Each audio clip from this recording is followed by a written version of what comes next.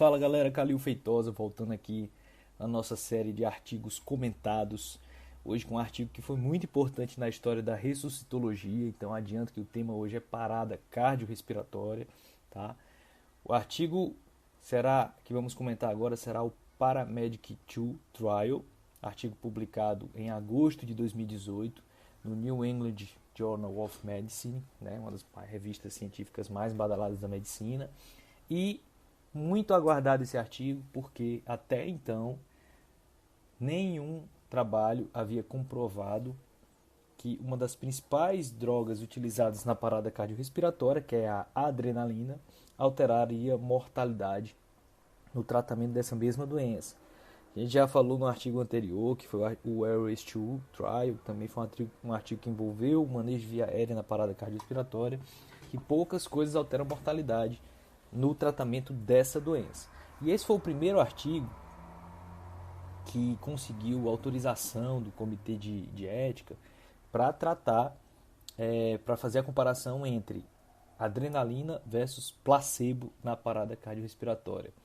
Estudo também desenvolvido pelo grupo de paramédicos do Reino Unido, né? Mais uma vez o grupo que lançou os dois principais artigos grandes em parada cardiorrespiratória, ou seja, o artigo foi desenhado em parada cardiorrespiratória extra-hospitalar. Então, esse foi nosso público, certo?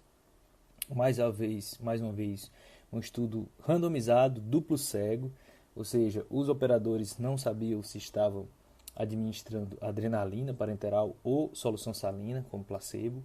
Muito bacana, muito bem desenhado esse estudo. Envolveu um total de 8.014 pacientes, cujo desfecho principal desse trabalho era sobrevida em 30 dias, e o desfecho secundário, que mais lá na frente, já dou um spoiler, é uma das principais mensagens desse artigo, é o desfecho neurológico, né?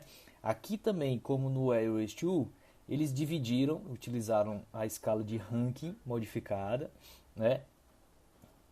Só relembrando aí para você que não escutou o outro artigo da nossa série, a escala de Rankin vai de 0 a 6, sendo 0 nenhum dano neurológico e 6 morte, né?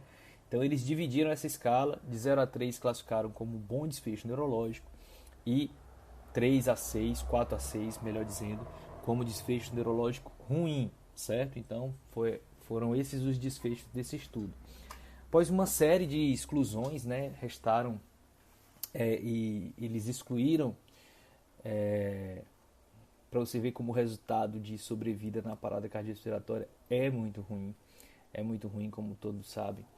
E após desses 8.104 pacientes, apenas 103, acho que salvo engano, deixa eu confirmar aqui para vocês, apenas 130 pacientes no grupo da epinefrina e 94 pacientes no grupo placebo estavam vivos, permaneciam vivos em 30 dias. Olha só como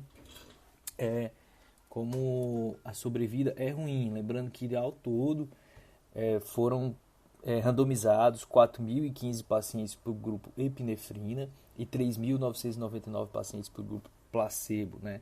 Então você vê que aí começa no desfecho primário, vamos falar logo dele aqui, que já adiantei o número aí, você já deve estar fazendo cálculo de cabeça. Ao final de 30 dias, 3,2% dos pacientes do grupo epinefrina estavam vivos, enquanto 2,4% dos pacientes do grupo placebo estavam vivos, né? Isso com um odds ratio para sobrevida em 30 dias de 1,39, um dado estatisticamente relevante, tá? Então o que acontece? Para o desfecho primário desse estudo, a adrenalina se mostrou significantemente favorável ao paciente estar vivo em até 30 dias, né? Isso foi a primeira conclusão desse estudo, e foi o primeiro estudo na história que mostrou que a adrenalina altera mortalidade no tratamento da parada cardiorrespiratória. Então esse foi um recado grande desse estudo.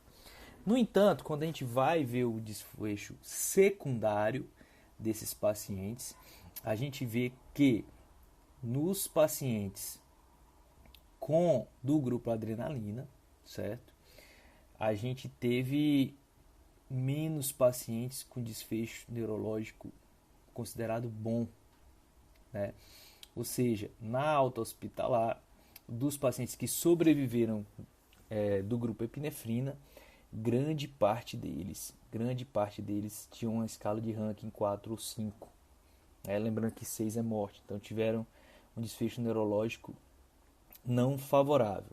Para ser mais específico, 31% dos pacientes que sobreviveram do grupo epinefrina, ou seja, 39 lá daqueles 130, 31% tiveram escala de ranking 4 ou 5, enquanto apenas 16 dos 94 lá do grupo placebo, ou seja, 17%, tiveram um ranking 4 ou 5. Então, esse foi um recado que abalou o mundo da ressuscitologia, né? Porque os pacientes sobreviviam mais em maior quantidade, no entanto, sobreviviam às custas de pior desfecho neurológico. Né? A gente teve quase que o dobro entre os sobreviventes, quase que o dobro de pacientes com ranking 4 ou 5 no grupo adrenalina.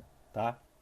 Então, conclusão que a gente tira desse artigo é que a adrenalina nas doses habituais, né, no standard of care que a gente utiliza hoje, ou seja, 1 miligrama EV em bolos a cada 3 ou 5 minutos, ela traz maiores chances do paciente estar vivo em até 30 dias, no entanto, com piores desfechos neurológicos. Tá?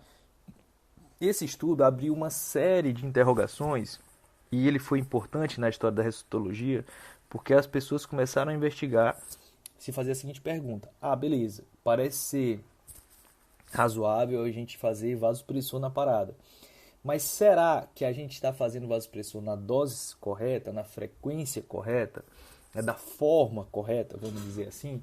Porque os pacientes sobrevivem, no entanto, sobrevivem às custas de queimar o cérebro, muito provavelmente por conta dos efeitos colaterais da dose cavalar de vasopressor. Taquicardia extrema, que aumenta o consumo de oxigênio no tecido cerebral, né? Então, muito provavelmente às custas disso.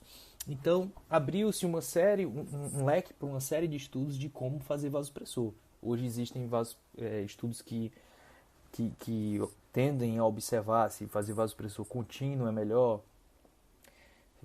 A vasopressina ela volta à tona nesse cenário. Será que seria melhor fazer vasopressina? Então, provavelmente o próprio grupo lá do Reino Unido está estudando outras formas de fazer vasopressor. Então, o que é que a gente deduz disso? Que sim, realmente a gente deve fazer vasopressor, mas provavelmente nem para todo mundo. Né? A gente sabe, por exemplo, que nos pacientes em paradas por ritmos chocáveis, em que a causa do choque é uma arritmia elétrica, né? Talvez não seja tão importante fazer vasopressor quanto nos ritmos não chocáveis, né? Então a gente se pergunta muito isso hoje. Então provavelmente é razoável fazer vasopressor, no entanto que a dose seja variável, individualizada para cada paciente e cada situação clínica, né? Que a gente chama hoje de monitorização fisiológica da parada. Então, para que eu faço vasopressor? Para tentar aumentar a pressão de perfusão coronariana. Então, muitos estudos e muitos centros de ressuscitologia vão além do ACLS e monitorizam a dose do vasopressor de acordo com a pressão diastólica, né? Aliás, o vasopressor é para aumentar a resistência vascular sistêmica, aumentar a pressão diastólica. Então, estima-se que a gente tenha que ter uma pressão diastólica de pelo menos 30 milímetros de mercúrio durante a compressão. Isso é monitorização fisiológica da parada, né? Então aí a gente acredita que teremos outros capítulos aí por diante com relação ao tema vasopressor na parada. Mas o que a gente sabe isso, em resumo, é isso hoje, que o vasopressor adrenalina na dose utilizada aumenta a taxa de retorno à circulação espontânea, no entanto, às custas de pior desfecho neurológico. Beleza? Sou Calil Feitosa. Esse aqui foi mais um artigo da série de artigos comentários, o Paramedic 2 Trial. Até a próxima!